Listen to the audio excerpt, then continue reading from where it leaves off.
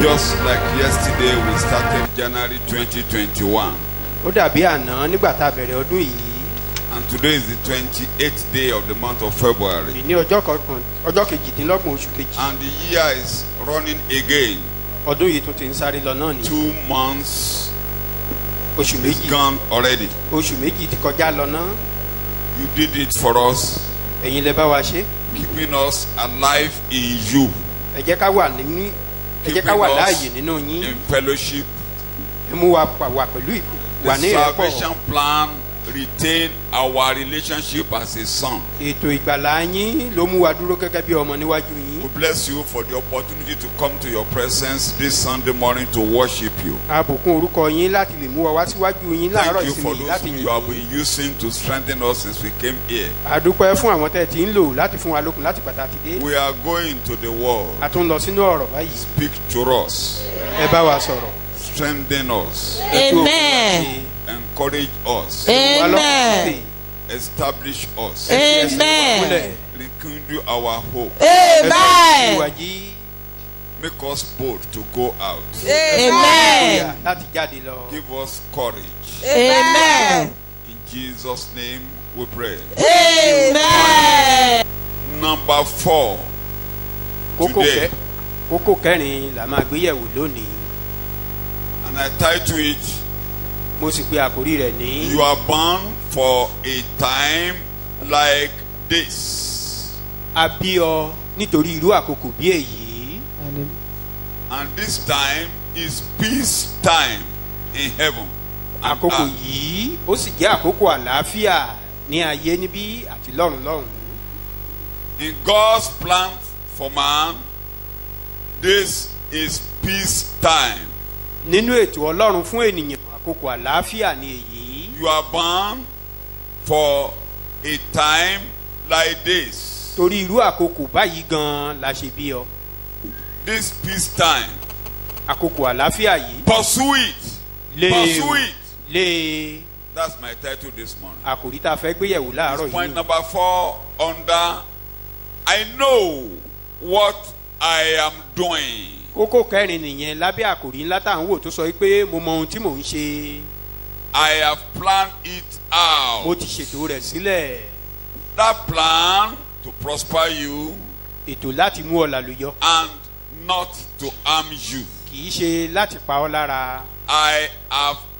I know what I am doing. Mo mọ ohun tí mò ń ṣe. I have planned it out. Mo ti ṣètò rẹ̀ sílẹ̀. And that plan is to prosper you Ètò yìí láti mú ọ làlùyọ ni. and not to harm Kì you. í ṣe láti pa ọ́ lára.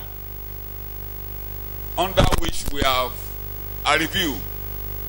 Àgbéyẹ̀wò. I will come Màá wá. and do for you all the good things I have promised. Màá wá láti ṣe ohun rere gbogbo tí mo ti ṣèlérí fún ọ láti mú wọn ṣẹ. Under the plan to prosper you. 2. I will turn things around for you. Èkejì, màá yí ohun gbogbo padà fún ọ. Under the plan to prosper you. Ìyẹn lábẹ́ pé màá mú ọ làlùyọ. Your account is balanced. Pé o ò ní gbèsè kankan san mọ́. These are the days of your prosperity. Ọjọ́ àlùyọ rẹ gan lóde yìí. Under the plan to prosper you. Gbogbo rẹ̀ lábẹ́ àkòrí wípé màá mú ọ làlùyọ. And for today, Lónìí yìí, you are born for a time like this. torí irú àkókò báyìí gan la ṣe bí ọ. Peace time. Àkókò àlàáfíà. Pursue that peace. Lé àlàáfíà bá o.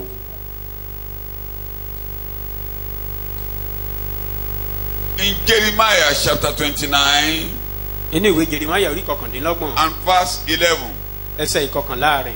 as a reminder, Gẹ́gẹ́ bí ìrántí. it was a message directly for the Israelites when they were to go into captivity in Babylon. Ọ̀rọ̀ yìí àwọn ọmọ Ísírẹ́lì lọ́lọ́run rán sí ní àkókò tí wọ́n fẹ́ lọ sí ìgbèkùn ní It was Bábílónì. not a palatable period. Kì í ṣe àkókò tó rọgbọ rárá. It was a difficult period for Judah and Israel as a nation. Ó jẹ́ àkókò tó le fún àwọn ọmọ Júdà àti Ísírẹ́lì gẹ́gẹ́ bí And orílẹ̀-èdè. they could not fathom them entering into the yoke of Nebuchadnezzar. kò yé wọn bí ọlọ́run ṣe lè jẹ́ kán wọnú They ìgbèkùn ọba couldn't nebukadnesari lọ. understand how the God of love could send his chosen one into captivity. They couldn't understand. kò yé wọn rárá, òye rẹ̀ ṣókùnkùn sí wọn bí ọlọ́run ṣe lè gba When àwọn ọmọ God rẹ̀ said láti lọ they sínú should ìgbèkùn. dip their neck into the yoke of King Nebuchadnezzar, nígbà tí ọlọ́run sọ fún wọn pé kán ti ọrùn wọn bọ àjàgà ọba nebukadnesari, they couldn't understand Òye why rẹ̀, they òye should be wọn. allowed to go and suffer. ìdí tí ọlọ́run fi lè gbà á láàyè kán lọ jìyà. They couldn't understand why the future could be bleak to them. It could be dark. òye rẹ̀ òye wọn bí ọlọ́run ṣe lè gba ọjọ́ ọ̀la wọn láàyè kó ṣókùnkùn. Why God should hide himself from them. pé báwo lọlọ́run ṣe lè fara rẹ̀ pamọ́ fún wọn. Why things should be like this for them. They couldn't ìrèdí wo ni understand. gbogbo nǹkan fi gbọ́dọ̀ rí báyìí fún wa. And òye rẹ̀ the òye wọn. prophet was asked to announce to them, a sì sọ fún wòlíì yìí kó kéde rẹ̀ fún wọn I know what I am doing. wípé òun ọlọ́run mọ ohun tí You òun may ṣe. not know what I am doing, ohun tí mò ń ṣe nísinsìnyí lè má yé yín, but I, God, know what I am doing. ṣùgbọ́n èmi ọlọ́run mo mọ ohun tí mò ń ṣe. That's the message I am passing across to you now. I said the message first for me. ọ̀rọ̀ tí mo fi ránṣẹ́ sí wa náà I don't know whether there nìyẹn. are some 2 or 3 people that will benefit from the message. ṣùgbọ́n ohun tí mo sọ ní ìbẹ̀rẹ̀ ẹ̀kọ́ yìí ni pé ẹ̀kọ́ yìí gan èmi gangan ló bá wí, mi ò wá mọ̀ bóyá ènìyàn méjì àbí mẹ́ta mìíràn lè ṣe àǹfààní Because I rẹ̀. can't understand so many things God is doing in my life for now. torí ọ̀pọ̀lọpọ̀ ohun tí ọlọ́run ń ṣe nínú ayé mi lọ́wọ́lọ́wọ́ ni òye In rẹ̀ òye fact, mi. it made me to agonize. I was put into a crucible. And the Lord said, I've already planned it out. òye rẹ̀ òye mi ó dàbí ìgbà tí mò ń lanú ìrora kọjá, ṣùgbọ́n ọlọ́run ní òun ti ṣètò rẹ̀ sílẹ̀. I told you sometimes when I'm driving on the road, I say, God, I can't understand. Mo I sọ- can't mo understand. sọ fún wa pé mò ń wakọ̀ lọ nínú mọ́tò, mò ń bọ́ lọ́run sọ pé olúwa òye rẹ̀ òye mi. Sometimes my eyes will be wet on the steering and I will be saying, God, I cannot understand. I cannot understand. ìgbà mìíràn màá máa wakọ̀ lọ, omijé á máa jáde lójú mi, bẹ́ẹ̀ ni màá máa bọ́ lọ́run sọ pé olúwa òye rẹ̀ òye mi. The word of comfort came to me. bẹ́ẹ̀ ni ọ̀rọ̀ ìtura bá wá I know what I am doing. wípé èmi ọlọ́run mo mọ ohun tí mò ń I don't know ṣe. whether any of you is in my condition. mi ò mọ̀ bóyá a rí nínú àwa tá a jókòó síbi tó wà I'm nínú asked tèmi to náà wà address lọ́wọ́lọ́wọ́. you. wọ́n ní kí n bá yín sọ̀rọ̀. God said He knows what He's doing in your life. wípé òun ọlọ́run òun mọ nǹkan tó ń ṣe lọ́wọ́ You nínú may ayé wa. not know. ó lè má yé wa o. You may not understand. òye rẹ̀ lè You má may yé wa not be lọ́wọ́lọ́wọ́ able to báyìí. comprehend your present situation. ipò tá a It wà could be lọ́wọ́ dark. iṣẹ́ lè má It yé could be wa. dark. ó lè It dàbí could be ẹni tó dark. It ṣókùnkùn. could be dark. ó lè ṣókùnkùn. Lord God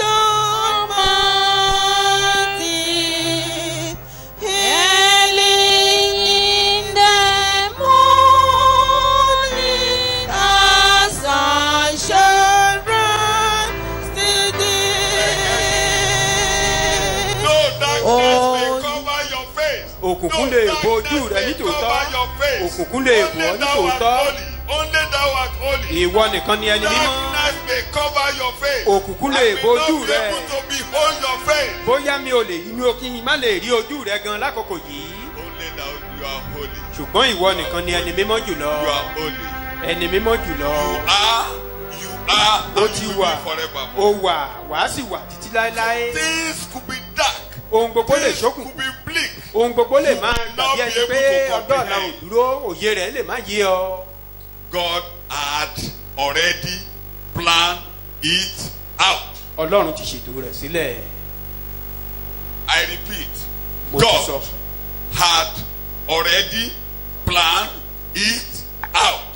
pé òun ọlọ́run òun ti ṣètò rẹ̀ sílẹ̀. The plan of God will never harm you. ètò ọlọ́run ò sì lè pa ọ́ lára. Is to prosper you. Amen. ṣe kó mú ọ là Your yọ. present situation will bring no harm to your family. ipò tó wà lọ́wọ́lọ́wọ́ yìí kò ní mú ìpalára kan wá bá ẹbí rẹ. I know what I'm doing. I have know it. what I'm doing. mo mọ I ohun tí have mò ń it ṣe. all planned out. Say it out. God, you know what you are doing. God, you know what you are You doing. know what you are doing. Olúwa God, ohun you tó know ń what ṣe you are lórí ọ̀rọ̀ mi. doing. I, Brother Peter, does not know what you are doing. Òye rẹ̀ lè má yé èmi gangan I gẹ́gẹ́ bí don't know ènìyàn what you are lọ́wọ́lọ́wọ́ doing, but òye you rẹ̀ ò yé know mi. what you are doing. Ṣùgbọ́n ìwọ Ọlọ́run mọ ohun tó ń ṣe Know what you lọ́wọ́lọ́wọ́. are doing. O mọ ohun tó ń ṣe lọ́wọ́lọ́wọ́. Know what you are doing. Ìwọ Ọlọ́run mọ ohun tó ń ṣe lórí ọ̀rọ̀ mi. And you have already planned it. Ó sì ti ṣètò rẹ̀ sílẹ̀. It will never harm me. Kò ní pa mí lára. I will prosper. Màá làlùyọ. I will prosper. Wàá mú mi I làlùyọ. will prosper. Wàá mú mi In làlùyọ. the name of Jesus. Ní In In the orúkọ name of Jésù. the Jesus. name of Ní Jesus. orúkọ Jésù. In the name of Ní Jesus. orúkọ Jésù. Plans to take care of you, Oh, not abandon you. Plans to give you the future you hope for. God will take care of you. Through every day, all the way, He will take care of you. God will take care of you. Abi, you will remember I called you on phone. I said you should sing that song to my hearing. Wọ́n bárábìnrin wa kan sọ̀rọ̀ pé wọ́n pè wọ́n lórí agbègbè pé kó kọ orin yẹn sí wọn létí. That I was still in agony. Mo wà nínú ìrora I tó said, jinlẹ̀. Abi, can you give me the title of that song? Mo ní kó fún mi ní àkòrí orin yìí. I was on my feet in agony. I said, sing it to my hearing. Sing it to Mo my ní kó máa kọ sí hearing. mi létí. And I said, do not dismay. May water beside, God will take care of you. Beneath His wings of love abide, God will take care of you. God will take care of you. Oh, I'm reading all the way. He will take care of you. God will take care of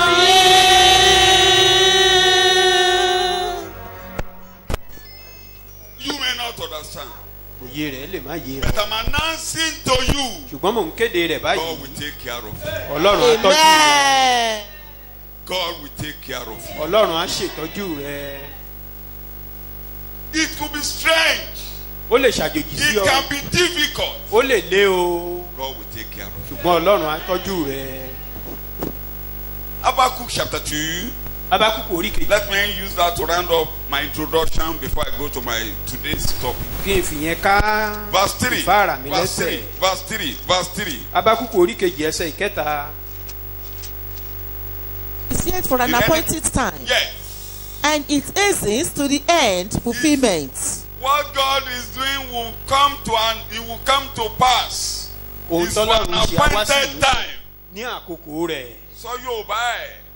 nítorí ìran náà jẹ́ ti ìgbà kan tí a yàn. A ti yan àkókò. A time has been Ọlọ́run máa chosen mú ète rẹ̀ ṣe. that God will fulfill His plan in our lives. O lè ṣe nǹkan kan nípa rẹ̀. There is nothing you can do about Ọlọ́run it. máa mú ète rẹ̀ ṣe. But His plan will come to pass.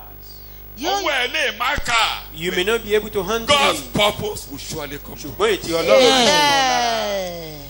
yóò máa yára sí ìgbẹ̀yìn Bẹ́ẹ̀ni. kì yóò sì ṣèké bí ó tilẹ̀ pẹ́. Ìgbà tó bá fẹ́ ṣẹ yẹn.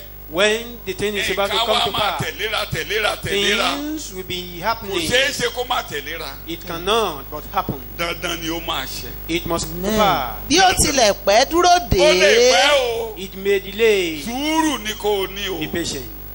nítorí ní dídé yóò dé. Jíjẹ yóò ṣẹ. Of fulfillment, pẹ́. it will come to pass.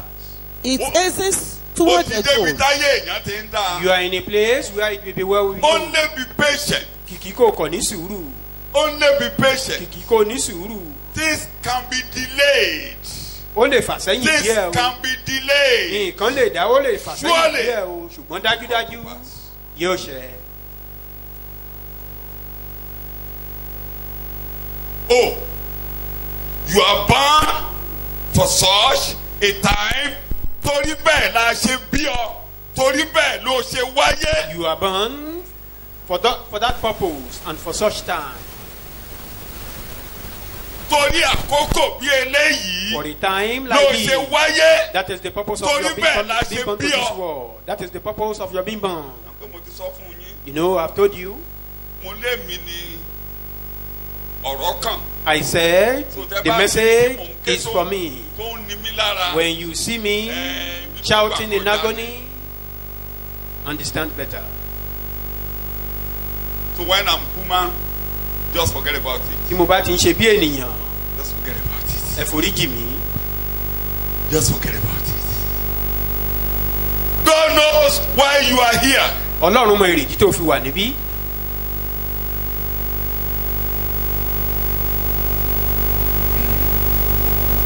You can't understand.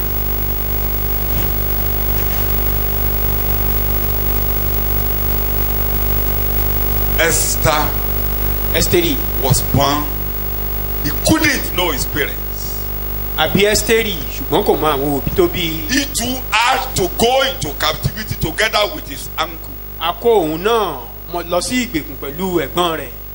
But God brought him to the world for a purpose. Ṣùgbọ́n Ọlọ́run mọ̀ọ́mọ̀ mú wá sí ayé fún èrèdí kan. When the time came, Nígbà tákòókò sì her tó, uncle had to remind her in Esther chapter 4. ẹ̀gbọ́n rẹ̀ wá rán létí Who knows? ní Who knows? ìwé Ẹ́sítérì Who orí knows? kẹrin Who knows? pé ta Who ló knows mọ̀ that you are here for such time like this? pé bóyá irú He àkókò báyìí didn't gan ló know, ṣe wà but láàfin. God knows that Esther was born Òun ò mọ̀ ní tòótọ́ for ṣùgbọ́n that Ọlọ́run mọ̀. purpose. He came to Ipe the fún world èrèdí ìdí yìí gan la ṣe bí Ẹ́sítérì to sínú deliver ayé the Jews from the hand of the slaughter. from láti the hand. gba àwọn Júù kúrò of the lọ́wọ́ àwọn avenger of apanirun àwọn apẹ̀sán ẹ̀jẹ̀. You are not just brought into your family like this just to come and eat and go and bury and they bury you one day. A bí ọ sínú ẹbí yẹn pé kò kọ̀ wá jẹun kó jẹun kó ṣáà jẹun kó kú You are ṣáà ń not tiẹ̀. sent to the world. A rán ọ sínú ayé Go to school. kó lọ sílé Have ìwé division 1. kó Go o to ní èyí tó dáa jù nínú become ilé a ẹ̀kọ́ rẹ. professor and just make a name, write papers, run papers. Kó o di and after you ọ̀jọ̀gbọ́n, write kó o a kọ lot of oríṣiríṣi papers and one ìwé. day they just say you have presented so many papers and you die. Kan ní o ti kọ ọ̀pọ̀lọpọ̀ ìwé kó o sì kú bẹ́ẹ̀. God brought you here to touch lives. Ọlọ́run To mọ̀ọ́mọ̀ make dá ọ sínú a ayé difference. yìí láti To make fọwọ́ tọ́ a àwọn ènìyàn difference. láti To make láti a difference. láti ṣe ohun tó To dá yàtọ̀ lift some people up láti gbé àwọn kan sókè that finally those people will get to heaven. kí irú àwọn ènìyàn bẹ́ẹ̀ kan lè délé sí mi. You are here to make a change in this world. O wà And- níbí láti and mú leave ìyípadà bá ayé the world eléyìí. better than you were born. Kó o fi ayé yìí sílẹ̀ Leave your family ní dídára ju bó o ṣe better bá. than you met it. Kó o fi ẹbí rẹ sílẹ̀ ní dídára To ju bó o ṣe leave bá your lọ. people better than when you Kó o fi àwọn ènìyàn sílẹ̀ níbí ní dídára ju bó to o ṣe bá wọn leave lọ. this nation Nigeria better than you were born. Kó o fi orílẹ̀-èdè Nàìjíríà yìí sílẹ̀ ní dídára ju bó o ṣe You bá are a lọ. man of destiny. You are a Ẹni man àyànmọ́ ni of ọ́. purpose. Ẹni tá a bí torí èdí kan ni ọ́.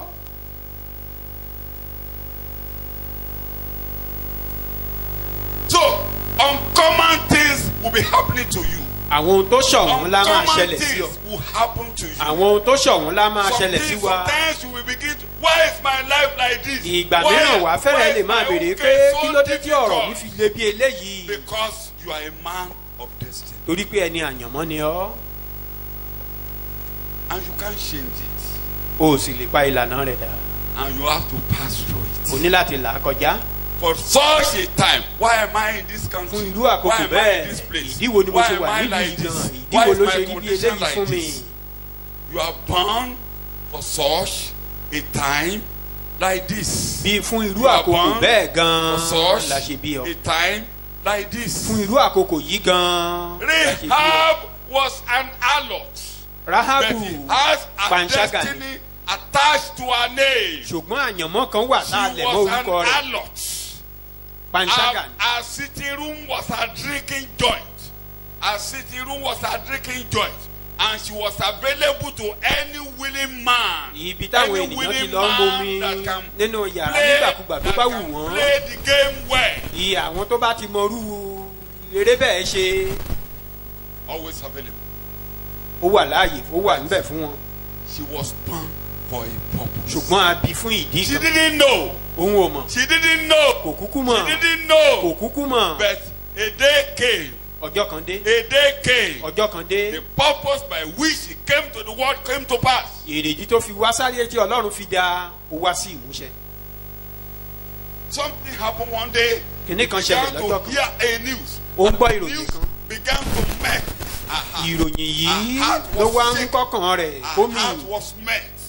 He was hearing the Ọkàn news rẹ̀ yọ́. that is a God somewhere working wonders. Ó gbọ́ ìròyìn kan yìí pé Ọlọ́run kan wà níbi kan tó ń ṣiṣẹ́ ìyanu. Ọlọ́run tó sílẹ̀ tó lànà nínú òkun pupa.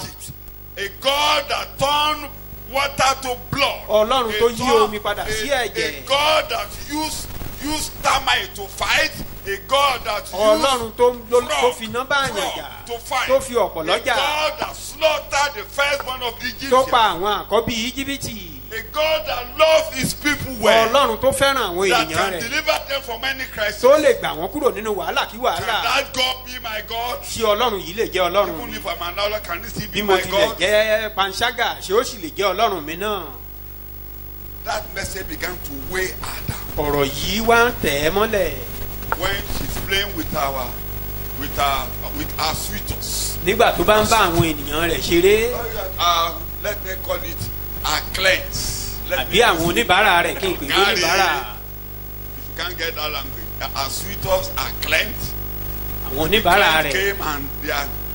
Can't you hear a news going on? Ẹ gbọ́ ìròyìn tó ń lọ nígboro. Look, forget about that. Wò ó ìwọ fìyẹn Our lẹ̀ heart náà. will begin to shake. Ọkàn rẹ̀ wá mì. The time of fulfillment of the destiny was drawing near. Àkókò tí àyànmọ́ rẹ̀ fẹ́ wá sí ìmúṣẹ ń The súnmọ́ tòsí. time was drawing near. Àkókò And yẹn ń the súnmọ́ world tòsí. began to move, to motivate, to charge Ọ̀rọ̀ her yìí wá mind. ń ru lọ́kàn ló sókè, ó ń ru ọkàn So rẹ̀ you're sókè. coming to living God is not ordinary. Ipe o wá That is sílé why you ìjọsìn had yìí a kì í ṣe message lásán. moving your heart, Òun lọ̀rọ̀ á shaking ṣe you, bà ọ́ tọ̀rọ̀ moving yìí your á máa heart, mì ọ́ pulling your lọ́kàn. heart, Tá a máa ru pulling ọkàn your rẹ̀ heart. sókè. When you want to do what you like, that word will come to you. Tó o No, bá ti fẹ́ no, ṣe ohun tó wù something ọ́, great is ọ̀rọ̀ coming. yẹn á tọ̀ ọ́ wáyé pé bẹ́ẹ̀ kọ́ òun ńlá lọ́lọ́run ní fún ọ. That's why I'm telling you confidently. How many of you that have been passing through that? Ìdí tí mo fi ń that fi the word ìgboyà have sọ been fún ọ moving you sometimes it will come to you. Bóyá ẹnìkan wà níbẹ̀ tọ́rọ̀ yẹn ti ń tọ̀ wá lóòrèkóòrè. Tó o fẹ́ ṣe èyí tó wù ọ́ tọ́rọ̀ yẹn á tún tọ̀ ọ́ wáyé pé bẹ́ẹ̀ kọ́ má ṣe é. When it's about to come to pass, it will run faster. Tí ọ̀rọ̀ It will yẹn run bá ti faster. fẹ́ wá It sí will run ìmúṣẹ, á máa faster. sáré. It will run faster. Á máa It will sáré. run faster. Á máa sáré. That's why you are here. Ìdí tó fi wà níbí nìyẹn. And you can't fail. O ò sì lè kùnà. You can't fail. O ò lè kùnà. God will never fail you. Ọlọ́run ò sì ní kù ọ́ lọ́nà. What he said, he will do. He will do. Ohun tó ní òun á ṣe yẹn dandan á What he ṣe. said, he will do. He will do. Ohun tó sọ pé òun á ṣe dandan yóò ṣe é. And you all remember the story of Rahab. Gbogbo wa ní And ìtàn Ráhábù the yé. day came. Ọ̀dọ́ náà dé. And the day came. Ọ̀dọ́ náà dé. And some spies came to the drinking joint. Àwọn àmì kan wá sí ibi táwọn ènìyàn ti máa ń And you momi. look at them, this one are not drinking. This Ó wá one. wò pé àwọn ẹni wọ̀nyí wọ́n béèrè omi kẹ. Who are you? Who are you? Who Bóun are ti you? báwo ti ń ṣe jẹ́ o. We are Israelites. Ọmọ Ísírẹ́lì ni wá. We have been here. You are Ìtàn tí mo ti ń gbọ́ ẹ̀yin nìyí. Kí lẹ wá débí? Ó ní ẹ dákẹ́, ẹ máa bọ̀ lókè àjà. Ẹ panu yín mọ́ o. In the night, Nígbà tó dòru, you will think that she's going there for her business. No, ẹ rò pé bóyá ó ń lọ síbẹ̀ fún okòwò rẹ̀ ni. business has changed. Okòwò ti yí padà. Condition has changed. Ipò ti yí padà. Your condition will change. Ipò rẹ̀ náà á yí padà Your lórúkọ status will Jésù. change. Ọlọ́run á yí ipò rẹ̀ padà. Things will change. Ohun gbogbo á yí padà God sí will turn rere. things around for you. in the Ọlọ́run á name of yí ohun gbogbo padà sí rere fún wa. And she moved there. I've heard about you. Ó wá gòkè lọ bá wọn lóru. We A ti heard gbọ́. your story. a ti gbọ́ ìtàn yín that your God is great. pé ọlọ́run yín ọlọ́run tó ga ni ọlọ́run tó lágbára ni. God, that your God has given you the city of Jericho. ọlọ́run yẹn ó ti fún yín ní ìlú yìí náà. Jọ̀wọ́ Olúwa jọ̀wọ́ ṣe rántí Tí mi Hey! jọ̀wọ́ Olúwa jọ̀wọ́ ṣe rántí mi. Jọ̀wọ́ Olúwa jọ̀wọ́ ṣe rántí mi. Lókè nílé ọ̀run. Ǹjẹ́ nítorí náà èmi bẹ̀ yín ẹ fi Olúwa búra fún mi bí mo bá ti ṣe yín ní oore ẹ̀yin ó ṣe oore fún ilé bàbá mi ẹ̀yin ó sì fún mi lé àmì òtítọ́.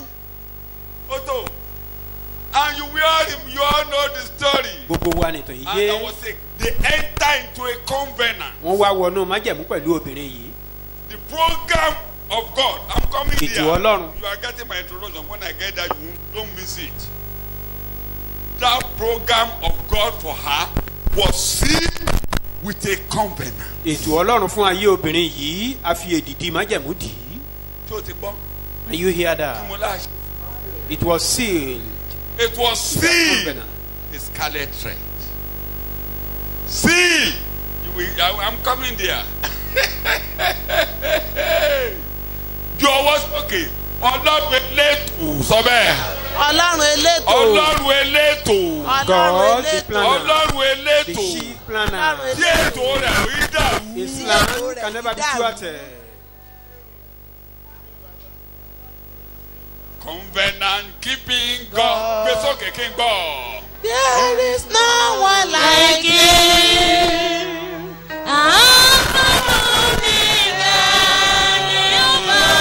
There is no one like you. Covenant keeping God. There is no one like thee. Alpha and Omega.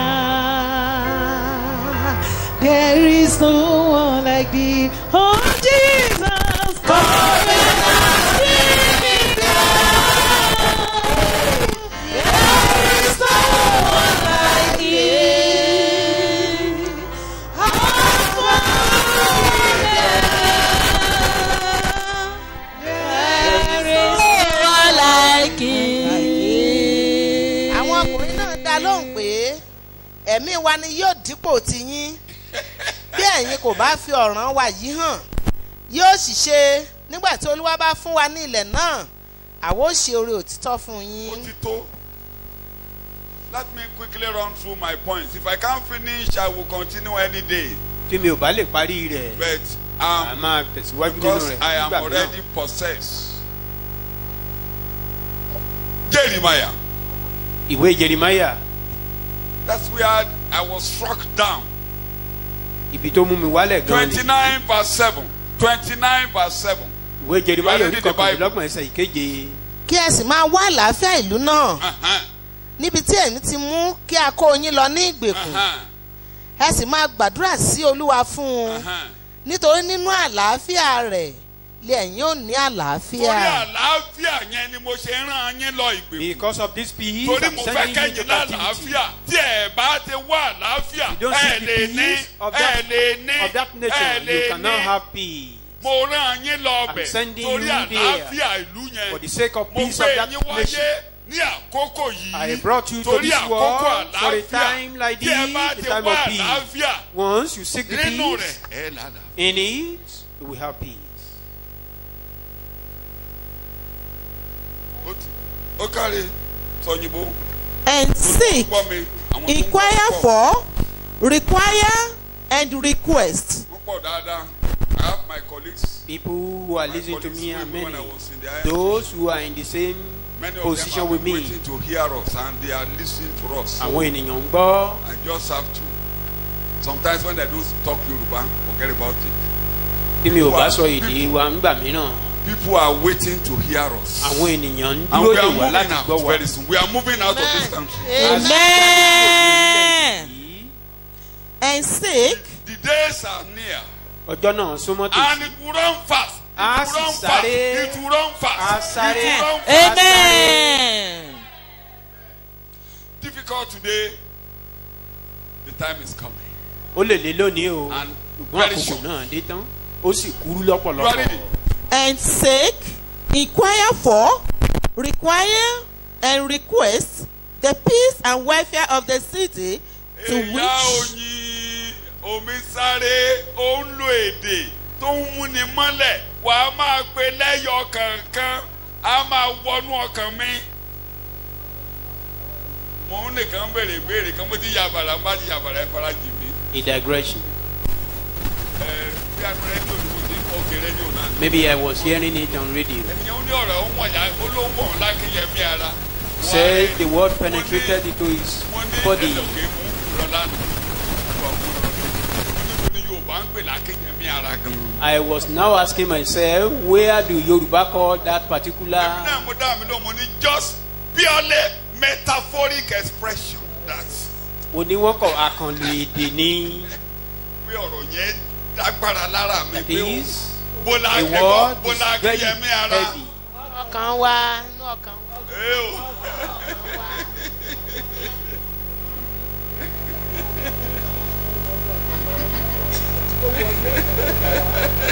Bíbélì ní kò kà mo fẹ́ gbọ́ báyìí wàá máa lo èdè kẹ́nu ẹ̀ máa dùn mọ́. And seek, inquire for, Seek, inquire for it. You seek and you now inquire. You are reading the Bible. require, Inquire, seek, inquire, Wá inquire. kó béèrè. and request. Oh my God. Ló wá fẹ́ máa sá lọ sí Amẹ́ríkà. And request, seek, inquire, Wá. request. Kó béèrè fún. Ẹ̀yin ọmọ tó mi ṣe WAEC máa gbọ́ bá ṣe ń lo èdè. Gbogbo èdè tá ń lò For yẹn. the students, you Nǹkan can kan ló ń hear sọ o. the language. Ó kàn lágbára jù lárọ́ ni o. Though they are synonyms, Torí wọ́n lè ní kó o lo nínú Lexis. Mi ò tí ì gbàgbé tán. Ká Bíbélì. Ẹ̀kan kan kí n máa kọ́ yín níwèé. maybe Kẹ́ni máa occasionally, pààsì tí wọ́n bá ní wá ṣe ìdánwò WAEC. for you to be having upper grade Number, èyí tó when ń you wáṣẹ́. sit for your exam. Tí wọ́n bá ní kẹ́ wá ṣe kọ̀ǹpútà tán tó dúpẹ́ èdè fún yín ojú yín má dàrú. When you are called for computer Ọmọ test, mi kan and ló kélé mi lórí mo ti yàbàrà bá ti yàbàrà yìí ká kórìí jù. it's just a digression. Ìgbà tí mo change tí mo ń sọ Yorùbá. When I changed, started Lórí speaking mo kó àwọn àgbààgbà jọ. Mo dẹ̀ rí pé ọ̀pọ̀ vernacular. náà ò pọ̀ jù. Àwọn I ọ̀pọ̀ ilé discovered the aged one and so many. wọ́n á ń kọ́ bọ́n ṣe máa sọ ìbẹ̀rẹ̀ pé kò tí ì mọ Yorùbá ò tí ì mọ mi lára báyìí. Torí Not yet wàá máa perfect fẹ́ in ọ̀pọ̀lọpọ̀ Yorùbá mi. speaking Á ní Yoruba èdè that ìlú mi way. nínú. There is no way I can speak Yoruba without my dialect revealing in it. Bá fẹ́ sọ pure Yorùbá. If I should speak Màá ṣe pure bíi ti vernacular, alàgbà bọ́dà Kúmúyì. Ìgbà tó fẹ́ sọ Yorùbá ó gba tíṣà. when Pastor Kumuyi want to Onìkan wá speak kọ́. Yoruba, he hires somebody to Kó má bàa teach sọ him. Ìjẹ̀ṣà torí ọ̀ríjínà Ìjẹ̀ṣà wà lóko rẹ̀ nísà. For him, he was only trying to avoid being for the dialect not to be Wọ́n wá manifesting. train his- ẹ̀ ní èdè Yorùbá. The Nígbà tó person fẹ́- now trained ṣe him. púpọ̀ o ṣe mọ̀ pé òyìnbó náà máa fi wà. Not too much, you know, Ṣe ló Baba lọ normally school ẹ̀ use grammar. specially kó tó lè ṣẹ̀kọ́ Yorùbá bóyá ọ̀kan àbí ẹ̀mejì ló ṣe ó lọ school ẹ̀. Maybe Ṣùgbọ́n once mi or ò lọ school twice, ẹ̀. but I've never done that. So pẹ̀lú ìsọ jáde. I speak Ọmọ yẹn wá it. dáhùn pé ó ní ìbá gbìyànjú. The person was now Kí n máa advising sọ me ìbò torí tàwọn. that I should be using English. Ó ní torí pé But they are nínú saying ẹ̀kọ́ mo ṣe àwọn àlàyé lọ́jọ́ kan. that I was explaining ẹ̀kọ́ tí mò ń one ṣe day. yẹn. Ó ní bí wọ́n ṣe bá nínú ìdánwò nìyẹn tí mò ń lo èdè tí mò ń fi èdè kan. Said I tí was mò ń using sọ some tó languages, túmọ̀ sí lọ́nà bíi mẹ́rin. and that was Ìwé how mẹ́ta they come across it in the exam. ló dà mo lọ́nà á ràn mí lọ́wọ́. And I Ó ní said, gbogbo yín ló máa may God pass. help me. I said, all of you will Ó ní pass. ṣùgbọ́n ẹ jẹ́ kí n ran àwọn àgbààgbà ẹ lọ́wọ́. But let me help the aged one. The last of that generation died 2 weeks ago. èyí tó kẹ́yìn nínú àwọn ìran yẹn ó kú ní bí ọ̀sẹ̀ méjì The last sẹ́yìn. of that generation. Èyí tó kẹ́yìn nínú Ètí mo wọn. lò ní mo nú àdúrà mo ti mí lò. I was God, using that that language. was the last in that generation. Mò ń sọ fọlọ́run pé ẹni tó kẹ́yìn nínú àwọn ìran yẹn ló lọ yìí. That generation started when we are under the Paco. Ìran yẹn bẹ̀rẹ̀ nígbà tá a kọ́kọ́ bẹ̀rẹ̀ nínú pákó Ìyá lọ́hùn. ẹlẹ́kọ̀ọ́. Ṣé ẹ rántí ìyá ẹlẹ́kọ̀ọ́? Bẹ́ẹ̀ ni wọ́n ń wá. And this Gbogbo àwọn generations tó tẹ̀lé wọn. all Ó the tún forí generation. balẹ̀. I bow down for God. Adúró ló kéjọ dání. àwọn ọ̀rẹ́ kọjá lọ láìpẹ́ gbogbo wa yóò pàdé ìgbàdàn àòkùn fàyọ. I sung my purpose on Friday night. Orin tí arábìnrin When yìí kọ the information came ní to my ìrọ̀lẹ́ ọjọ́ ear Jímọ̀ that my colleague, bí ọ̀rẹ́ my mi friend, kan an evangelist, and our Oníwàásù. father in the Lord, ẹni tó jèrè wọn sínú she Kristi was almost bursting into ó tears. fẹ́rẹ̀ lè máa sọkún. And I was trying to control myself that Èmi náà mò ń Brother gbìyànjú náà Enos jìjà. Oyemekara had The man mentioned at he that. was my colleague. We worked together, we lived together for many years. A jọ ṣiṣẹ́ papọ̀, a jọ gbé papọ̀ fún ọ̀pọ̀lọpọ̀ ọdún. I couldn't fathom it that he would be so near because it was January 23rd. I couldn't go. If I could, I would have been there. He also he was in a hurry. Last year he was in a hurry. He said he wanted his Lọ́dún tó son to kọjá get yẹn married. He ojú was ń kan ó just, ṣáà ń kánjú pé òun fẹ́ kí ọmọ òun kó gbéyàwó. and the boy told me that it was daddy that was saying no. I want you to get married. Ọmọ I'm yẹn old. ló sọ I'm fún mi getting pé old. bàbá òun ló ṣáà ní kóun ṣe kánkán. And we just celebrated the marriage, the traditional Igbo marriage. They are yet to go to the church. Wọn tiẹ̀ tí ì lọ sí ilé ìjọsìn gan, wọ́n ṣáà So ṣe the ní. girl and the boy are not yet together. Àwọn méjèèjì tí ì máa gbé gan. Celebrated on the 23rd of January. Bí ní ọjọ́ kẹtàlélógún oṣù kìíní tó kọjá yìí náà ṣáà ṣe níwọ̀nba díẹ̀. And the news came that he has slept. The boy Àwa gbọ́rò he said ìlú his Kìsùn. father said he should tell me that he's going, that his time is up. Ó ní bàbá òun ní kóun sọ fún mi pé òun lọ ò pé àkókò òun ti tó. So the phone call, my wife was around, and my wife said, "Adúró lókè jọ." Jọ́dánì àwọn orí kọjá lọ láìpẹ́ gbọ́ngàn wa yóò pàdé gbàgbọ́ àòkùn fàyọ. The greatest joy we have here is eternal life. Ayọ̀ tó ga jù tá a lè ní bí ni What ayérayé. I'm saying this morning, Ìyà ìnípẹ̀kun. the purpose of your coming here to come to pass. Ohun tí mò ń sọ ni pé èrèdí tó fi wá láàárọ̀ yìí á wá sí ìmúṣẹ. One of his sons, I'm still Ìkan nínú àwọn ọmọ digressing. rẹ̀, mo One of mo his ti yàwó sons, lórí ìyàbára o. you know my son Atushu, that Baba Folabi who came here one of our retreats. Do you Baba- remember him? Eh? Bàbá wa He tó too wà is well lóṣù. over 80. Òun He náà is- ti lé ní He's a ọgọ́rin son. ọdún. He's a son to late. Ọmọ ló jẹ́ sí Brother Enoch. arákùnrin tá à ń sọ pé ó kọjá lọ I yìí. informed him. I know it will be shocked. Ìgbà tí mo sọ fún mo He mọ̀ pé called me Adébá last lójú. night. He Ó pè mí said lálẹ́ àná. he couldn't go out yesterday. Ó lóun ò lè jáde lánàá. He said he wept. Pé òun He sọ said fún. his own child died. He didn't weep. Ó ní ọmọ òun fúnra rà But òun when he kú ó lóun heard ò sọ that fún. Brother Enos died, Ó he ní said ṣùgbọ́n he nígbà tó busted ń gbọ́ into pé tears. arákùnrin yìí kú pé He òun said kú there's no sẹ́kún. cause for you to weep. Mo ní o nílò àti máa sọkún. He's gone home. Ó ti lọ lé. He's gone home. Ó ti lọ. Nobody knows when it will be our own tongue. Kò sẹ́ni tó mọ̀gbà tí àkókò tòun á dé. The important thing is to do what we are born to do. Pàtàkì rẹ̀ ni pé And èrè do tí it a fi wá well. sáyé ká ṣe é ká And sì that's ṣe dáadáa. what I'm addressing you to do this. Ohun tí mò ń bá wa sọ yìí pé ká ṣe láàárọ̀ yìí gan Inquire, ni. seek, and back to.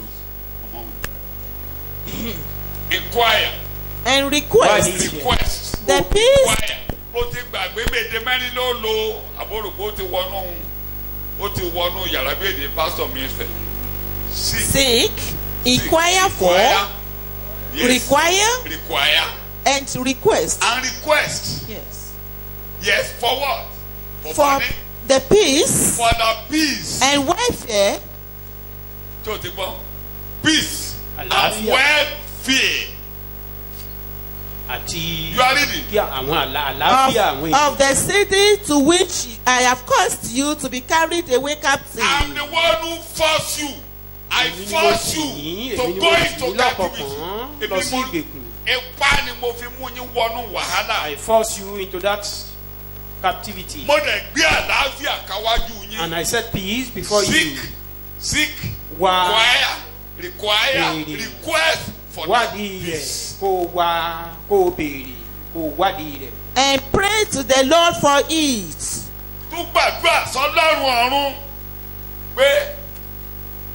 For in the welfare.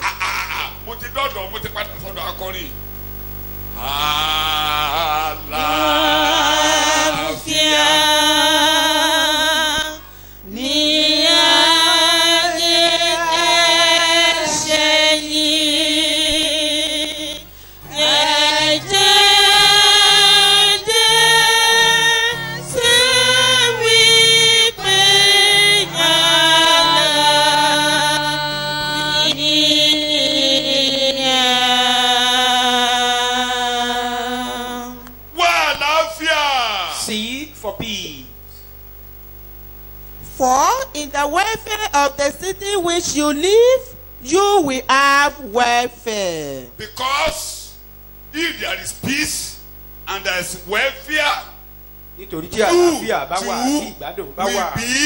at peace. We are only trying to explain the topic. Wherever we are able to reach. Once we understand the topic.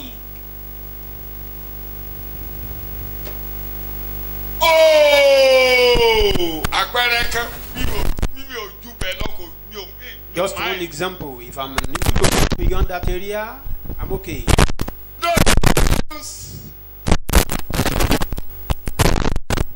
Were intentionally by God put into a very difficult situation. Either by accident or by anything I don't know. But that God's purpose to come to pass. The four of them were lepers. And the four had a destiny attached to them. I'm talking of the story of 2 Kings chapter 4. This chapter 4, chapter 7. Chapter 7. Either by accident, either by birth, I don't know. I don't know whether they were born like that. And I cannot understand whether it is by accident. Because in the world, some were born blind, some have accidental blindness. And in the ministry of Christ, he met a man born blind, and he met those who had accidental blindness. All of them, he took care of them. Whatever your situation, either you are born like that or by accident, God will take care of you. Nínú iṣẹ́ ìránṣẹ́ Jésù Kristi náà, ó bá àwọn ẹni tí a bí ní afọ́jú pàdé àti àwọn tí ìjàmbá sọdá fọ́jú. Gẹ́gẹ́ bẹ́ẹ̀ náà, ipò èyíkéyìí yòówù kó jẹ́ tirẹ̀ níbẹ̀. Jésù Kristi á bẹ̀ ọ́ wò láàárọ̀ yìí. Má bànújẹ́, jújú. Ọlá. Sọ gbogbo rẹ̀ fún Jésù pátá, ó múra láti gbà ọ́ là. Torí náà, má bànújẹ́, sọ pẹ̀lú ìgbàgbọ́, ó ti gbọ́, kò bú sẹ́rìn, torí ó ti sọ̀rọ̀ rẹ̀ dayọ̀, fi ayọ̀ borí ìṣòro ayé nínú Kristi Olúwa. Bow down your head. I was not born this bẹ́ẹ̀ way. ìjọ àti bí mi mo ṣe ríra mi rèé. Since I was born, this is how I met myself. Bí mi bẹ́ẹ̀ I Olúwa was ó not mọ̀ born pé this way, O bí Lord. eléyìí. I was not born this way. Olúwa bí a ṣe bí mi rèé o. This is how I was Bí mo born. ṣe bọ́njú gba rèé o. This is what I meant. Ṣùgbọ́n mo mọ̀ ẹ́ pé o lẹ́kùn fún But I ayé mi. know you have planned for my I life. wasn't born like this. Bí mi bí eléyìí. I am born like this. Bá a sì ṣe bí mi I nìyí. grew up to see myself like Bí this. mo ṣe gbọ́njú bá ara mi But you nìyí. have a purpose for my life. Ṣùgbọ́n ìwọ Ọlọ́run létò fún You ayé have mi. not said that you come and waste away in the world. Ó dá mi sínú ayé yìí láti You wá have- ṣòfò. I'm a man of destiny. I'm a Ẹni man of àyànmọ́ destiny. ni mí.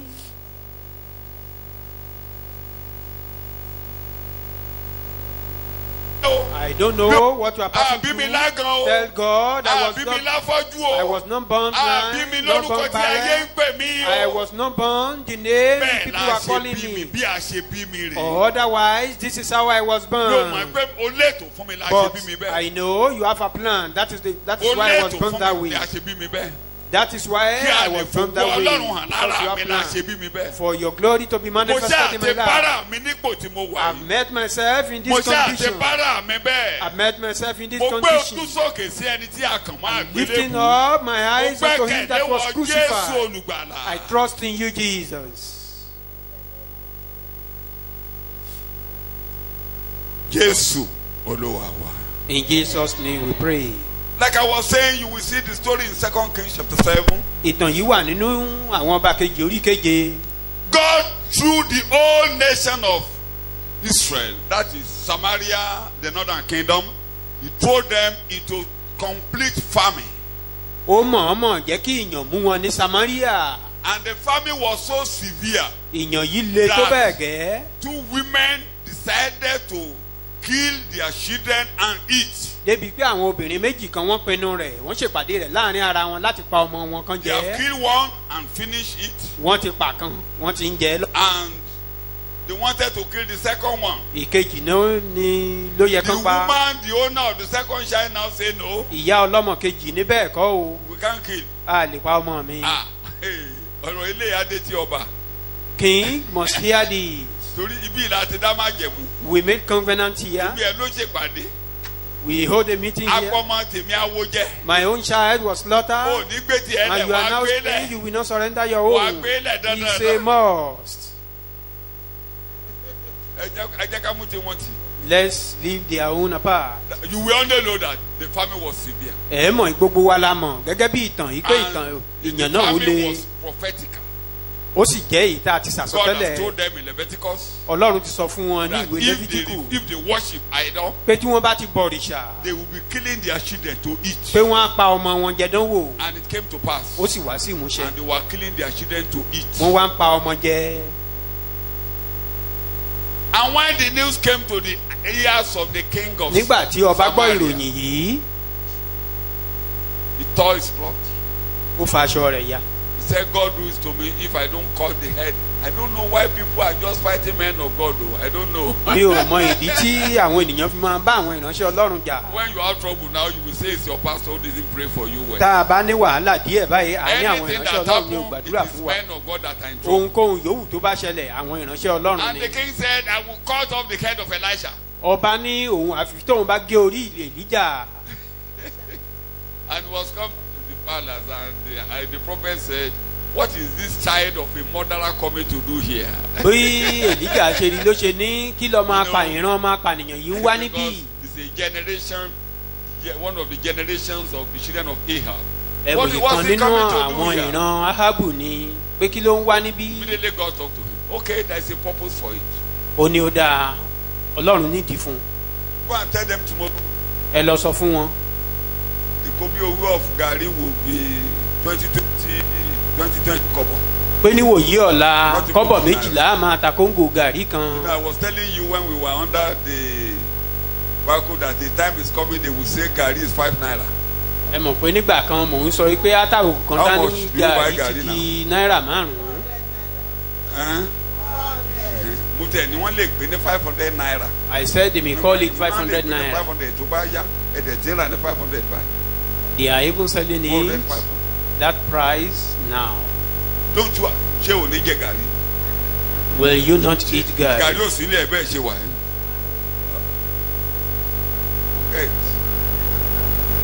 Tètè gbọ́, the economy can come down. Ètò ọrọ̀ ajé kò lè wálẹ̀ The whole world will be in debt. gbogbo ayé la gbogbo orílẹ̀-èdè la wà nínú gbèsè. You know, our government is running to owe.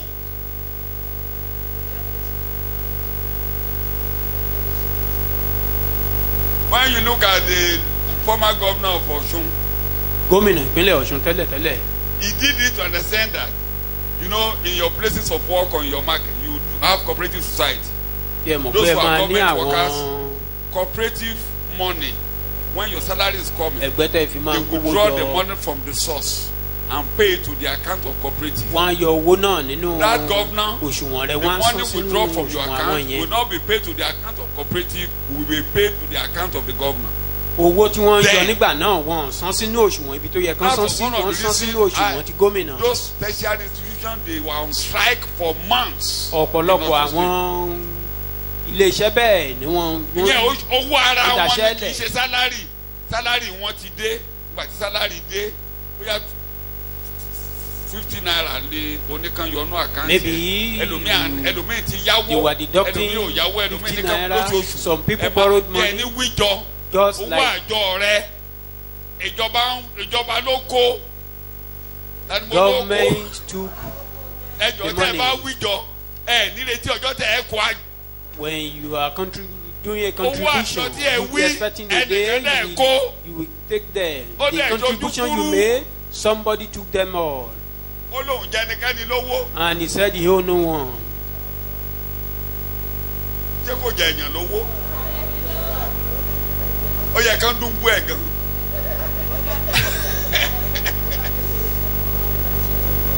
Now the federal government lóṣooṣù báyìí monthly now ìyẹn jẹ ti kọjá nípínlẹ̀ Ọ̀ṣun tí That wọ́n yẹ one clarity.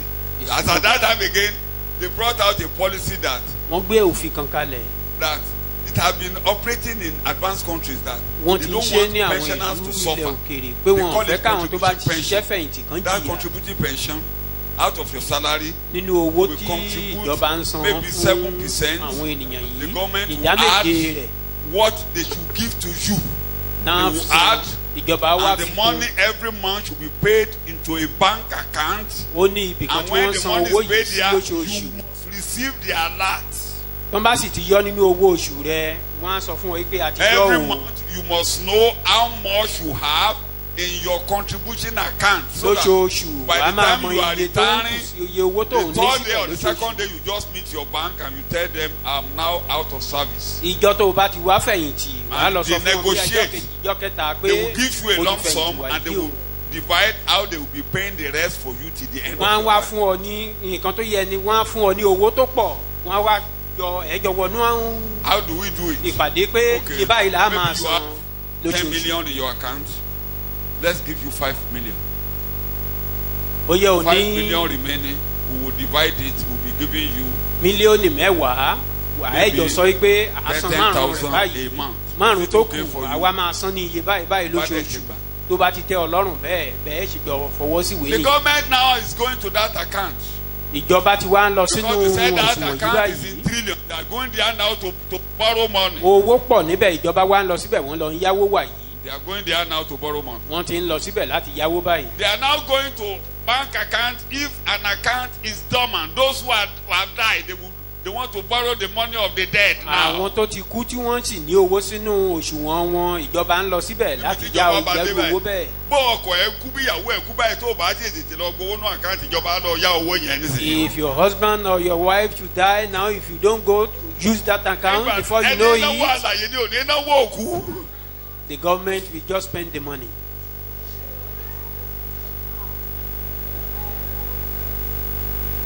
Ẹ jẹ́ múra fúnlé. Gbèsè Better ló máa prepare bu for home. ayé.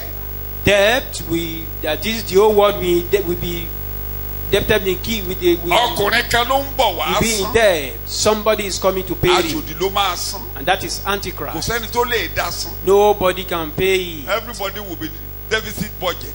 Deficit budget. wọ́n á ṣáà Deficit máa budget. ṣe ètò ìnáwó nínú gbèsè ní. Mo padà sọ́dọ̀ àwọn arọ àbí àwọn adẹ́tẹ̀ mẹ́rin. I returned to the leper. Mo ní èèyàn mú. I said there was a famine. Ọlọ́run ló gbé èèyàn wá. God intentionally Èèyàn yẹn mú wọn tó jẹ́ pé brought wọ́n that jẹra famine. wọn. The family was so And the man tense of God now that they were declare. eating The their man own of God now children. declare. Ìránṣẹ́ Ọlọ́run wá sọ̀rọ̀ Tomorrow in the morning, pé níwòyí àárọ̀ obi ọ̀la owu gari will become 20 naira. a cup of rice will be sold at 20 naira. Ṣé inú yóò ní dùn? Won't you be happy? Ẹ o, wọ́n sọ pé kò bí owó da 20 naira. Kò bí owó rice. Kò bí owó rice da 10 naira, 10 naira, 10 naira. Cup of rice 10 naira.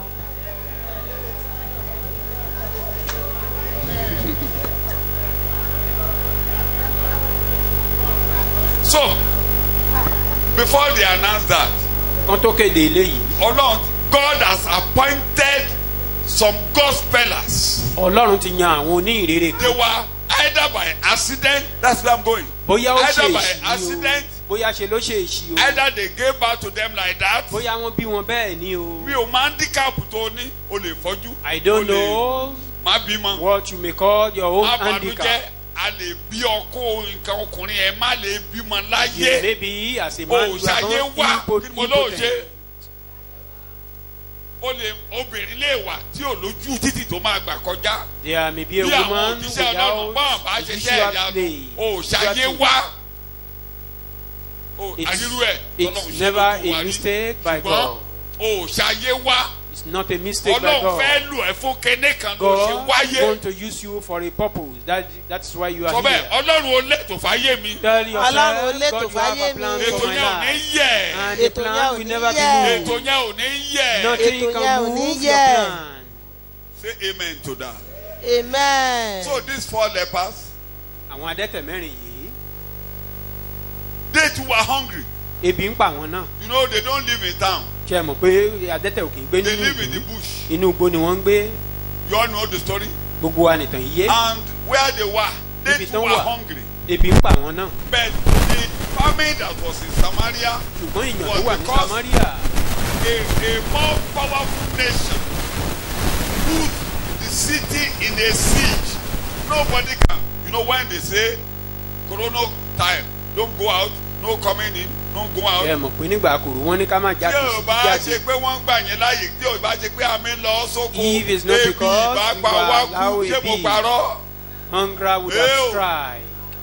Ìgbà tó yá ni wọ́n ṣe òfin pé ẹ jẹ́ kó lóko máa kó oúnjẹ wá. Later they allow Wọ́n tó tún farmers máa jẹ́ kí to bring mọ́tò in food. oúnjẹ máa ṣe kéne. They allow Tí wọ́n máa people tẹ to bring in òjíjẹ ò food. bá rìn, á If jẹ food èèyàn. no because come again.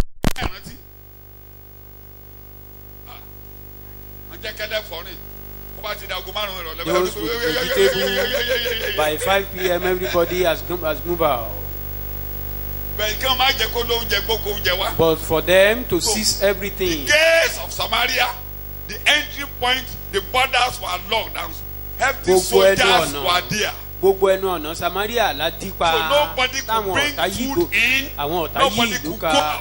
Kò sẹ́ni tó ń wọlé bẹ́ẹ̀ ni kò sẹ́ni tó ń And jáde. that was why the famine was so severe. Ìdí gan tí ìyàn náà fi lé And you nìyẹn. know what God? The Ẹ̀wọ̀n man of tọ́lọ́run God has sí. spoken. When the man of God has Ìránṣẹ́ spoken Ọlọ́run like ti that, sọ̀rọ̀. you know, farabalẹ̀ ọ̀rọ̀ ni kò gbọ́. Just bí mo ní kò calm gbọ́. down. Hear the Tọ́rọ̀ bá word. ti jáde, ó máa Once ṣe. the word come out, Mo ló máa ṣe. Kò sí it nǹkan will tó come lè to ṣe nípa pass. ẹ̀. There is nothing you can do about Kò it. sí. Ọ̀nà tọ́lọ́ máa gbégbà ó lè ṣàlàyé. How God will do it, you may not be able to explain. To cut the story short, Láì fàágùn, the lepers were there hungry àwọn adẹ́tẹ̀ wà níbẹ̀ ibi ń pa wọ́n. and God had done something. Nobody knew what God Ọlọ́run had sì done. ti ṣe nǹkan kan The Bible tẹ́nikẹ́ni ò declared Bíbélì jẹ́ kó It yé wa was in pé the night lóru there was Cyrus from heaven kẹ̀kẹ́ ogun látọ̀run and the noise came. ariwo kẹ̀kẹ́ And ogun when yìí the pọ̀ tó noise bẹ́ẹ̀ gẹ́ came, that noise drove the Syrian army away. ariwo ogun kẹ̀kẹ́ yìí ló lé àwọn ọ̀tá àwọn ará Síríà àwọn jagunjagun. Bẹ́ẹ̀ ni ariwo ta There was a noise gbogbo àwọn sójà ní bó lọ yàgò fún. and all the army of the Syrians they ran away. Gbàtà ń sá lọ tán. After they run away, Tírélà rice tí gbogbo títí kúbú There tirẹ̀là was oúnjẹ tó bá wọlé surplusity sẹ́yìn of food àtàwọn in dẹ́rẹ́bà their tirẹ̀là camp. everybody ti fi orí lé gbọ́. Everyone has run away. tirẹ̀là tomato tirẹ̀là gàrí tirẹ̀là iṣu gbogbo oníkàlùkù Different type of aṣọ tó food. kú bọ̀ aṣọ tuntun Second, new gbogbo tí ènìyàn lè fi gbé ní ayé. all what you need to use. àwọn tó jókòó lérí ire rẹ Olúwa yóò All ṣẹ̀rù bà those who wọ́n. see upon your goodness, God will àwọn tó jókòó lórí àlàáfíà rẹ Olúwa yóò ṣẹ̀rù bà wọ́n. God will terrorize them.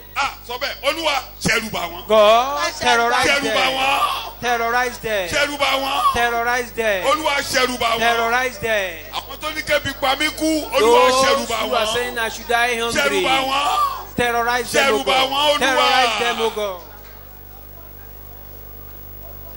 Pray. Ní orúkọ Jésù God ní will àgbàdo. terrorize this morning. Ọlọ́run á All ṣẹ̀rù. those who are sitting on your prosperity. Gbogbo àwọn tó jókòó lórí All those who are àṣeyọrí sitting rẹ. on your destiny. Gbogbo àwọn tó jókòó lórí àyànmọ́ Holy rẹ. Ghost terrorize them. Ẹ̀mí mímọ́ ṣẹ̀rù bà wọ́n. Ẹ̀rù bá àwọn oníkálukú bọ́ọ̀nà sọ̀rọ̀. They were afraid. They escaped for their lives. nítorí tí olúwa ṣe kí ogun àwọn ará síríà kí ó gbọ́ ariwo kẹ̀kẹ́ àti ariwo ẹṣin Lórí ẹsẹ̀ rẹ. ariwo ogun ńlá. Sọ bẹ́ẹ̀ Ọlọ́run aláriwo. Ọlọ́run aláriwo. Ọlọ́run aláriwo. God of night. Pariwo sí wọn létí bàbá. Make noise to their hearing. Pariwo sí wọn létí Make bàbá. noise to their hearing, O God. Ọlọ́run aláriwo. God of night. Amen we pray. Ní orúkọ Jésù ní àgbàdúrà. It's God's purpose to prosper you. Ìdí Ọlọ́run ni láti mú And ọ̀la God, jùlọ. this situation will not bring harm to you. Pé ipò tó wà yìí kò ní mú ìpalára bá ọ. There was a mighty noise. Ariwo tó pọ̀ ló ṣẹlẹ̀ lọ́jọ́ náà. Oníkálukú fi gbó ṣọ̀nà. They all escaped for their lives. wọ́n sì wí fún ara wọn pé Bẹ́ẹ̀ni, kíyèsí ọba Ísírẹ́lì ti bẹ ogun àwọn ọba Hítì àti àwọn ọba Íjíbítì sí wa láti wá bò wá mọ́lẹ̀ nítorí náà ni wọ́n dìde wọ́n sì sá lọ ní àfẹ̀mọ́júmọ́ wọ́n sì fi àgọ́ wọn sílẹ̀ àti ẹṣin wọn àti kẹ́tẹ́kẹ́tẹ́ wọn àní ibùdó wọn gẹ́gẹ́ bí ó ti wà wọ́n sì sá lọ fún ẹ̀mí wọn. Therefore they arose and fled at twilight, and left the camp intact, their tents, their horses, and their donkeys, and they fled for their lives. And when these lepers came to the outskirts of the camp, má pẹ́ lọ́jọ́ mẹ́jọ o, torí mi ò lè parí ẹ̀kọ́.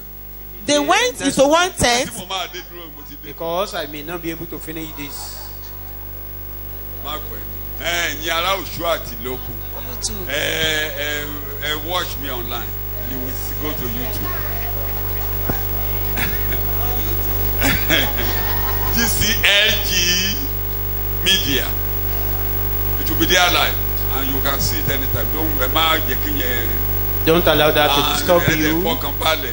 Just calm I down. have anointed men of God in your place. who Mo will sì give ní you àwọn food. ẹni ìfàmìróró yàn Bí lọ́dọ̀ àwọn yìí. ọmọ tó máa fún yín lóúnjẹ I have children that tó can tún give lágbára ju you ti bàbá lọ. even more. Kúkú sàmì ẹ̀. You don't say Àwọn ọmọ mi á jù mí lọ. my children must be greater than Àwọn ọmọ myself. mi á jù mí My lọ. children will be greater than Wọ́n myself. gbọ́dọ̀ jù mí lọ. They must. Kán bá ti jù mí lọ mẹ́wàá yé. Wọ́n gbọ́dọ̀ jù If mí they are lọ. not greater, it So means gbogbo àwọn tí that mò they ń come rán to ní this sí àwọn world. ọmọ tí mò ń bí. All Dandan those ni I'm kán giving jù back mí lọ. to they must be greater than I do. So nǹkan táwọn pásítọ̀ yẹn máa ṣe ojú eléyìí tí mò ń ṣe. What your pastor will deliver to you Eré máa bí ẹni is ṣeré máa dére. this is just like a child play now. So ẹ fọkàn balẹ̀. Just calm down. Ẹ má bá àwọn olùṣọ́ àgùntàn yẹn Holy kọ́. Spirit, you accompany your pastor. Mo lẹ fi gbọ́dọ̀ má farabalẹ̀ tẹ́ bá ti rí wọn. That is why you must calm down whenever you see them. Gan lúgọ sẹ́yìn. I will even sit down in a place. Mi ò lè gbàgbé títí màá fi lọ níbí. I Bí mò ń can't lọ gan, forget bí till mò I ń lọ departed gan, from even ibi tó bá ṣe dé màá if máa I'm sọ pé going. bàbá o ní ìṣúra ń bẹ ní. you said I have treasure Eh. in my pocket. So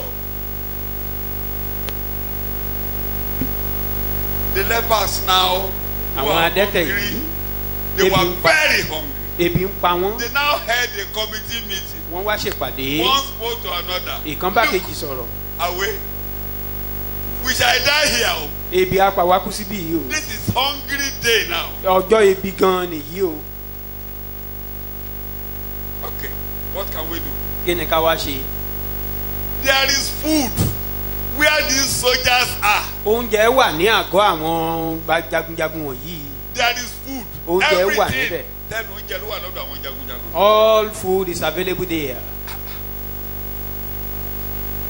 But no, problem kan ṣoṣo ló wà ńbẹ̀. There is only one problem. Àwọn ológun wà ńbẹ̀. There are armies there. Wọ́n á pààyàn. They will kill. Ṣùgbọ́n ibi tá a wà yìí. Even where we are now, Ikú wà ń bí. there is death available Ikú here wà as lọ́dọ̀ well. àwọn There is ológun. death there as Ṣùgbọ́n well. àǹfààní kan wà nínú àwọn ológun. But there is only one Oúnjẹ privilege wà here. ńbẹ̀. There is food there. bí àwa bá wí pé Ìgboro ebi. In the city, Ibi tá a wà yìí hungry. ebi. Even here, Ọ̀dọ̀ àwọn hungry. sójà oúnjẹ But ikú those ikú army- nílùú ikú níbi tá a wà ikú lọ́dọ̀ sójà ṣùgbọ́n oúnjẹ wà ńbẹ̀. There are death everywhere, Abeli. but with the army, Abeli. bí there àwa is bá food wí as pé well.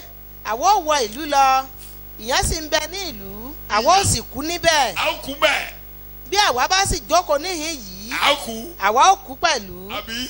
ǹjẹ́ nísinsìnyí ẹ wá Now therefore come. ẹ jẹ́ kí àwa kí ó ṣubú sí ọwọ́ ogun àwọn ará Syria Let us surrender to the army of the Syrians. bí wọ́n bá dá wa sí àwa ò yè If they keep us alive, we shall live. bí wọ́n bá sì pa wá àwa ò kú náà ni. And if they kill us, we shall only die. tá a bá kú á jẹun If we tá don't a bá die, dẹ̀ then we kú will eat. ikú rè ikú lọ́hùn If we ṣùgbọ́n die, ikú bìkan ṣe é that ṣe is ká all. má kú But ẹ there jẹ́ is ká lọ bẹ̀ á ó possibility jẹun. out there for us not to die. wọ́n sì dìde ní àfẹ̀mọ́júmọ́ láti lọ sí ibùdó If you àwọn don't ará take Syria And they arose at twilight to go to the camp of Syrians. Don't go into jeopardy you can never prosper. Téèyàn ò bá gbé ìgbésẹ̀ ìfẹ̀mí God ẹni wéwu, God ó put- ṣeé ṣe kírú ẹni bẹ́ẹ̀ God kó má put làlùyọ. the whole of Judah and Jerusalem into the neck of Nebuchadnezzar. Deep your neck. Go into jeopardy. Ọlọ́run sọ fún àwọn It is Ísírẹ́lì hazardous. pé kán lọ ti ọrùn wọn bọ àjàgà, ó léwu nítòótọ́, There is something good ahead. ṣùgbọ́n ohun dáradára kan wà lẹ́yìn rẹ̀. Dip your neck. Ti ọrùn rẹ bọ àjàgà. Don't dip your neck. Tẹ́ ẹ̀ bá ti ọrùn yín bọ̀, You die. ikú ni.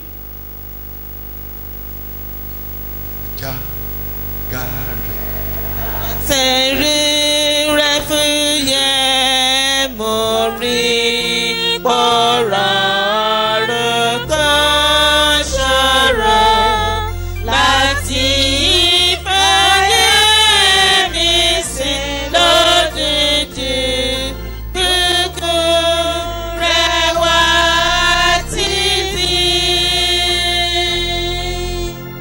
Rántí nígbàgbé lébìrú tí Sátánì wípé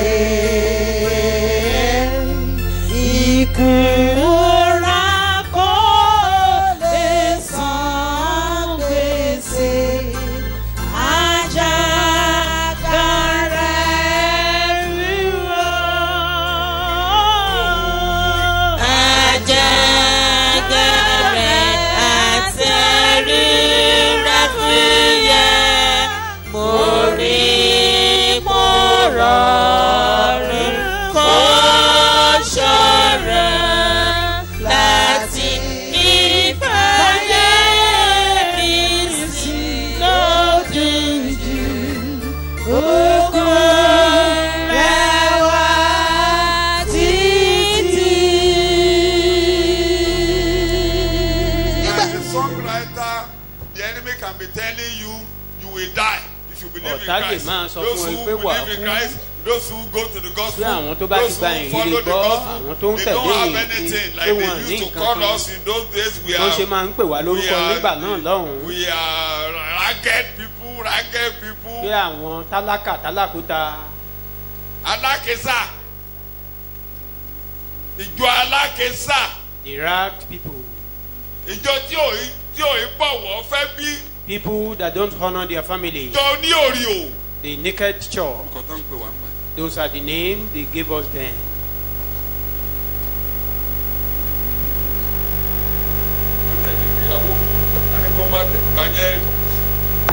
Àní kó má tẹ̀lé wa. They even instructed my wife not to follow us. ìgbà tóun náà ń gbọ́ ìrere When she ó has the lóun gospel, tó rí wa ó lóun láìkí wa he said Olùṣùgbọ́n òun he lè ṣe like bíi us, tiwa. but she cannot do like us. ó ti wà lọ́mọ skul ó ti He sọ was- lẹ́nu she ọjọ́ was mẹ́ta láàárọ̀ then ilé tó fi tójú ara A ẹ̀ student. ó lóun sọ She was pé saying it recently ó lóun kàn héètì gbogbo àwọn oníranríran sí nìyàn that ríran sí she nìyàn just ó hated nítorí all òun ti rí these. wọn ó nítorí methodist ọ̀rọ̀ all methodist these- lásán lóun rí methodist tí àlùfáà tó máa ń gbé bíà sí abẹ́ agbádá That he has seen in the church that the ó lóun wá máa ń priest béèrè pé will ṣé be hiding beer under their garment. ó lóun pé the same thing pẹ̀lú dádì òun Likewise, her father. ó lóun láwọn àlùfáà tí wọ́n ń lálẹ́ ó lóun He the same has thing pẹ̀lú dádì some òun priest with ó ní pé dádì òun concubines. kẹ̀jà àlùfáà ni It's only her own father was not a ó lóun priest. kàn gbá tí wọ́n. I do that she don't just like them. ó nígbà táwọn kan ń fi wá ṣe yẹ̀yẹ́. Why some people are making ó jest lóun of sọ pé her. àwọn láìka wọn wọ̀nyí o. She now said, Ṣùgbọ́n I òun like lè these ṣe bíi people, tiwọn. but I can't behave like them. òun lè ṣe bí tiwọn. I cannot do like that. Gentle. Just for Òun her lè wọṣọ to be gentle, bíi to tiwọn. put on Òun lè ṣe bíi tiwọn. her garment, but she tí wọ́n can't lè do máa like sọ that. fún ọ pé They can be telling you ibi tó o wá ìpè kò lè dá fún ọ. that where you've come to, it can be well with àwọn you. adẹ́tẹ̀ ní These lepers, oúnjẹ wà ń bí o there is food, ikú wà ń bẹ̀ yet death. ìwọ ló máa yàn kan. You will have to choose. bóyá kó o ní iyè For you to have life, kó o ní iyè for you to have life, torí gbogbo wa ló máa kú tá a sí. we will ìwọ all ló máa die yàn pé and be buried. lẹ́yìn ikú bó ló máa yà sí. You are the one that we choose that Ìwọ after ló máa death, yàn. where? máa ń sọ kò sẹ́ni tí ò ní kú òótọ́ ni. Pastor, no one will not die. Ṣùgbọ́n- Yes, you are right. ibì kan wà béèyàn bá débẹ̀ ẹnikẹ́ni tó bá gbọ́ ọ̀rọ̀ mi tó bá gba ẹni tí ó rán mi Anyone gbọ́ that Ó hears ní the word and he iye who tí kò ní believes pẹ̀kun. in he who sent me. ó he ré has ikú eternal kọjá ó life. bọ́ sí Cross over from Òun death òun kì to yóò life. wá sí He will Ìdájọ́. never come to judgment. nǹkan tó ṣàwọn adẹ́tẹ̀. That was what happened to those let's lepers. go there Ẹ jẹ́ ká lọ Let's síbẹ̀. go there. Ẹ jẹ́ ká lọ bẹ̀. ikú náà rò pọ́n máa bá pàdé They thought they will die. ó lè rò pé ayé ẹ̀ máa bàjẹ́ bí You kò may lè think- bàjẹ́ Your life will be ruined, but ayé mi ò cannot. bàjẹ́ níbi tí mo bá dé yìí At bí this o ṣe level, gbàgbọ́ ṣe nígbà tí mo gba Jésù it was never a mistake for me to accept Christ. mi ò gba Jésù torí pé mo fẹ́ láṣọ. I don't accept him because of Mo garment. fẹ́ lówó. I Kódà don't mo accept débẹ̀ him gan. because of money. àwọn ọ̀nà tí mo là fúnra ara mi tẹ́lẹ̀ Even the procedure I bí o ṣe máa ń kọ́ lórí orin yẹn wà nù àwọn pulled orin tí down mo for fẹ́ jọ́sìn. myself. I change my life I change my course change Mo my life pa I change ìlànà my mi dà. course. Mo pa ìlànà ìgbé ayé dà. n tó o lérò What you never expected. mo fẹ́ parí ẹ̀ kó o tó mọ̀ Before you know it. láì ṣe kankan nípa Without doing anything about it. tó gbéde mi kó o tó mọ̀ Before you know it. láì ṣe kankan nípa rẹ̀ Without doing anything about it. Ọlọ́run ẹ ṣe fún ọ lójijì. God will do it Amen. for you miraculously. Before you know it the Kó o tó lepers mọ̀. just decided Àwọn take adẹ́tẹ̀ a yìí pinnu. decision today Ìwọ náà ṣe ìpinnu lónìí pé mo fẹ́ wọnú àjàgà Jésù. that I want to put my head into Pàdé mi this níjọ́ yoke of mẹ́jọ máa máa Christ. ṣàlàyé ìdí tá a fi bí ọ. Torí ìdí Then tá I a will fi now bí adẹ́tẹ̀ explain the rèé. purpose Ìdí tá a fi bí adẹ́tẹ̀ rèé. for your being in this Àwọn place. That adẹ́tẹ̀ is, this wá is the gbéra. purpose these lepers were Wọ́n born. wá débi tó ń jẹ́ wa. They got to where nígbà they tí adẹ́tẹ̀ wọ̀nyí dé apá ìkangun bùdó Wọ́n kọ́kọ́ jẹun. wọ́n wọ inú àgọ́ kan lọ wọ́n jẹ wọ́n sì mu Wà á Wọ́n sì- jẹ.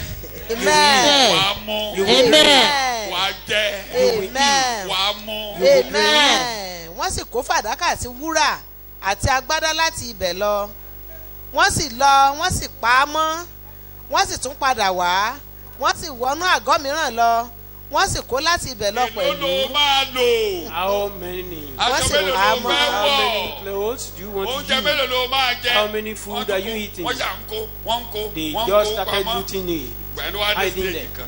It nígbà got to náà ni a wọ́n stage. wí fún ara wọn pé Then they said to one another, àwa kò ṣe rere we are not doing right. òní yìí They ọjọ́ say, ìhìn rere ni It's a day of good Òní news. ọjọ́ kíni o? ọjọ́ a day of ìhìn good rere news. It's a day of good news. àwa sì dákẹ́ Torí ìdí tá a ṣe bí wọn. That is the purpose for they have been born. Olúwa yóò tẹ́ Tẹ́ mi mi lọ. lọ́rùn, ọ̀rọ̀ rẹ̀ yóò mú mi ṣàṣeyọrí. Ọ̀nà tèmi ò mọ̀ rí, yóò dé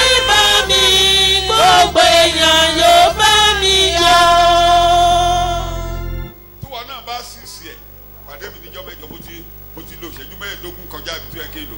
Have you beyond kó o mọ̀ dáadáa pé normal time? ìdíwọ̀ ni mo ṣe wáyé gan. For you ó to dìgbà know tó that- bá débẹ̀ Why tó bá dé the was I center born? of ministering to others láti nígbà tó lọ bá máa ti dé dìde ìkórìtà fún kó lọ máa àwọn wàásù fún àwọn ẹlòmíràn ẹlòmíràn. tó bá ti ń ṣe Once you are doing everything that, will work well for you. gbogbo yòókù á ṣiṣẹ́ pọ̀ fún rere It will fún ọ. work well. Á ṣiṣẹ́ pọ̀ fún rere fún It ọ. will just work well. Á gbọ́dọ̀ ṣiṣẹ́ pọ̀ fún rere fún ọ ni.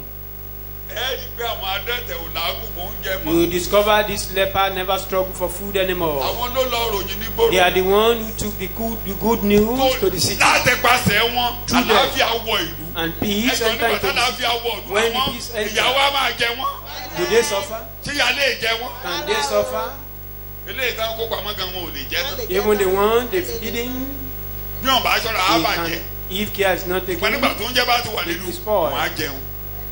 táyé àwọn ẹlòmíín bá ti dá kó máa dá. when it is well with others, it must be well with you. olúwa tọ́jú ẹ̀. God will take care of Amen. olúwa tọ́jú ẹ̀. you. God will take care olúwa of you. tọ́jú ẹ̀. God will take care Amen. of tó you. òfin rán mi wáyé jẹ́ kó ṣe mọ́ mi lára. The purpose for which I was jẹ́ ká going to gbàgbọ́ this èmi rẹ̀ world, olúwa. bring it to pass in my èmi rẹ̀ life. olúwa. Here am I, no God. Amen. Bàbá mi máa dúpẹ́ Father, lọ́wọ́ we thank yín you fún àǹfààní tá a ní láti privilege wà ní abẹ́ to ẹ̀kọ́ bí be eléyìí under this the message like this. tó tún sí wa lójú Like open our pé eyes. ìdí pàtàkì gan tá a fi bí For wa the tá a important fi pè reason we wá were born, we were called. lórúkọ Jésù Kristi Olúwa gba ọpẹ́ wa Accept o. our thanks. Ní orúkọ Jésù Olúwa gba ìwà o. Amen. Bàbá mi máa pè Father, nìyẹn ti ké lówùúrọ̀ yìí. People have shouted this morning, Àwọn tó ń call wọnú on you. májẹ̀mú Those people that ní are ọ̀tọ̀ entering into the pẹ̀lú covenant Ọlọ́run. with new with you àti àwọn God. tó tún fi ìdí májẹ̀mú yẹn múlẹ̀ And those that májẹ̀mú establish your covenant àlàáfíà. of peace. Bàbá mímọ́ Father. kíyèsí ọ̀rọ̀ yìí Behold this word. kíyèsí àdúrà yìí. Behold this prayer. Ní orúkọ Jésù Olúwa kíyèsí. Father, behold. Amen. Ètò rẹ fún ẹnìkọ̀ọ̀kan wa. Your purpose for Ìdí every one of pàtàkì us, tó the fi reason pè wá. why you call us, Pé ká lè fi ọlá rẹ hàn fún so that àwọn you can ènìyàn. show your well, your honor Lórí to the ayé people. ẹnìkọ̀ọ̀kan For yóò wá sí individuals' ìmúṣẹ. life to come to pass. Lórúkọ Jésù Kristi yóò wá sí Come to ìmúṣẹ. pass. Àti gbà á ládùúrà We tó are ń praying, gbà and we á. are still praying on Pé it. bí a bá rí ohunkóhun tó lò fẹ́ dúró lójú I want to ọ̀nà. stand on our way. Olúwa Father. ìwọ lánàá, You yesterday, ìwọ lónìí, today, ìwọ títí ojú ayé you àìnípẹ̀kun. forever, Ó forevermore. kìlẹ̀ mọ́ ogun àwọn ará Síríà. Quake Bó ti the battle lágbára of tó Syria, ní as láìsí powerful as they ọwọ́. are, Wọ́n sá.